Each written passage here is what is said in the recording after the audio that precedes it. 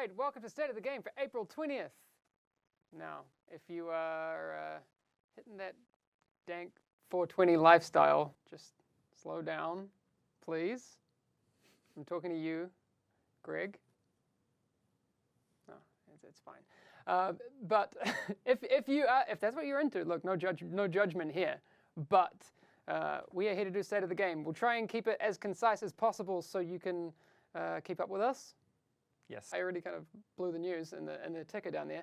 PTS starts tomorrow. That's pretty cool. Yeah. Yeah. I was You're reading. It's fine. I was reading it to make sure it's actually the correct one. Yes, it is.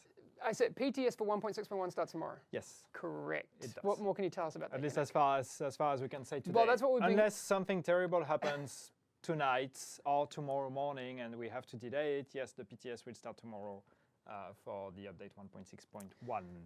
But yes, we will be giving you up-to-date news as we can. Like it says down below, follow Twitter and that sort of thing for probably the quickest news. I'll try and stream in the morning, and I'll ask Yannick if he can pop in and out should any news break and that sort of thing. So what kind of time will we be aiming for? So it should be, I think we are targeting around noon. We need to do the final testing on the build tomorrow morning. The build should already be available. So normally if you already have the PTS installed on your computer, you can just update it. Normally there should be an update already available for download. If it's not yet, it will be made available tomorrow morning for sure. So we need to do some final testing, but we're looking at noon-ish Swedish time, which is Is it happening time again? difference. So the concept of the PTS is that we are making the build, we are basically making the next update of the Division available to all players on PC. This one is on PC only, again, unfortunately. As we said, next one, the first big update this summer. This one should be on console, but the one that we are talking about right now will be on PC only. So if you own the Division on PC, you need to own the Division. It's not available to people who don't own the game. But no matter if it's on Steam or on Uplay, if you own it, you are able to access the PTS version. So you should see it as a game, as a separate game on your Uplay or Steam client.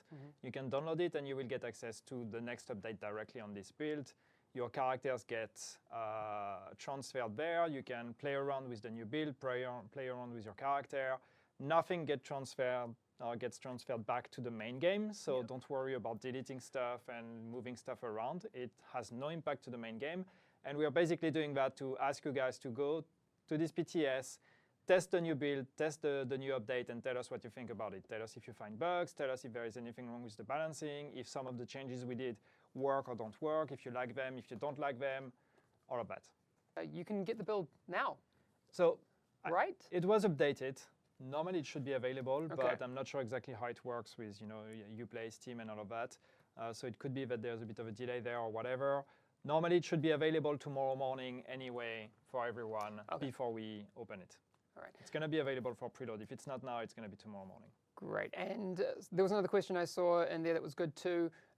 Do we need the Season Pass? If it's anything like previous PTSs, to access Season Pass content on the PTS, you need Season Pass in the live game, correct? Yeah. So you don't need the Season Pass to access the PTS, but to access the DLCs, you need the Season Pass, or you need at least to own the DLCs. Yeah. So DLCs, since all the DLCs have been released, yes, basically if you own them separately, or if you own the Season Pass, you can access them if we make them available, because sometimes we don't make all the DLCs available on the PTS. I think it's going to be the case for this one, but I don't know exactly what was the last call on it. So exactly. Don't take all of this for granted. Please test it before you form an opinion. Please test it and tell us what you think. Exactly. If you get to test it, of course. If you're a console player, you don't get to test it, unfortunately. But you may still have an opinion. Weapons, what do we have? The burst fire weapons, we talked about that also last time. So burst fire weapons will now actually really burst fire, which means that if you're binding your fire key to the scroll button or whatever, the scroll wheel, you will not get to shoot like an automatic weapon anymore. It's going to be burst fire. The flinch has been reduced, so that's interesting to mention. We talked about it last time, and we were talking about stagger, and a lot of people were confused. Wait, is it stagger or flinch that you are reducing? It's actually technically the flinch. So what that means is that when you're going to be shot at from another player or another NPC, the flinch effect, which is the reticle going. Yeah, how your aim is moving is going to be way less than it used to be because it was way too strong.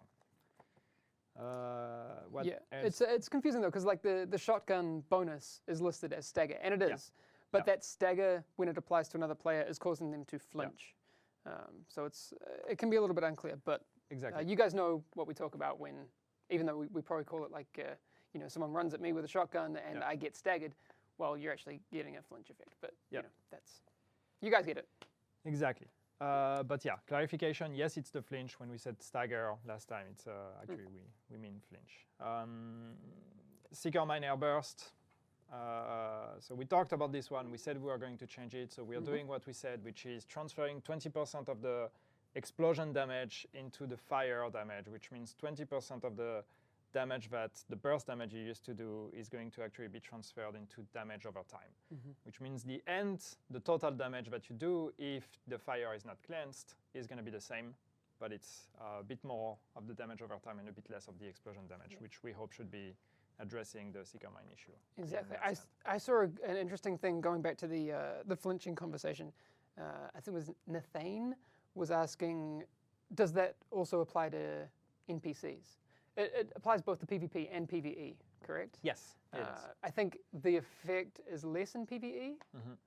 Because it's mostly, because it's linked, as you said, to a stagger effect. So it's going to have more of an impact on shotguns than other ones, but it affects both. It's just going to be a bit more noticeable in PvP. Yes, we are fixing a bug with throwable skills. So the skills that you could aim and cast or whatever, if you would receive a status effect while you were aiming your skill, the skill would become unusable. It would become lock and you couldn't use it anymore. We're fixing that. We have a bunch of fixes for the ballistic shield and issues where you would have the ballistic shield deployed and do something and then stuff is broken. I'm not listing all of them, but there's a bunch of fixes. Fixes with missions as well, Grand Central, Times Square and all of that. Like a few different fixes with things like the boss that could run out of the mission area, or also missions where you finish the mission and then you cannot fast travel because you're stuck in combat with some enemies from outside of the mission area. These kind of things, more comfort kind of bug fixes. But yeah, these were annoying, so we're fixing a bunch of things there. Some bug fixing with stolen signal as well. Curveball that would stop throwing grenades, the heavy Riker, there's a heavy Riker at some point that's just moving too slow, when you have the timer to actually kill them, and it would be moving too slow sometimes, so you don't actually have time to kill it because it's staying in its spawn area for too long because it's too slow. Stuff like that. Anyway, bunch of fixes there. Some fixes with underground as well, like GPS improvements also for the tracking. Also the secure the intel mission, that was something that was reported a while ago. Secure the intel mission, where sometimes you actually the recover the report step is actually 2 kilometers away from you, and it's actually outside of the map area anyway. Fixed. Stuck issues in underground. What else do we have? Improvements to survival to the map as well. Positions where you could be stuck and things like that. Or hunter not spawning correctly. So proficiency marks, we talked about them. What else do we have? Improvements to spawn camping. So to the spawn camping or the spawn logic to limit the spawn camping. We're not improving spawn camping. We're improving solutions against the spawn camping in Last Stand. What else do we have? Stock unloading on back-to-back sessions in Last Stand is also fixed, which is good. You got a lot. I can take over if you want. Are you sick of this? These are highlighted things. We haven't even highlighted everything. Weapon talents requirements not correctly scaling to gear score values, fixed. Just a lot of general world fixes. Graphical corruption, incorrect lighting, disappearing props, incorrectly placed props, missing textures, collisions in cover, getting stuck on things weirdly, like we said before. So if we actually listed out each instance of those, we'd be here. There's a lot. Oh, wow.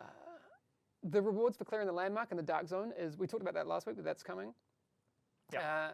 And then the level design changes like the Coward's Corner ladder and that sort of thing. I can't wait to see what people think of that and if they find other new spots.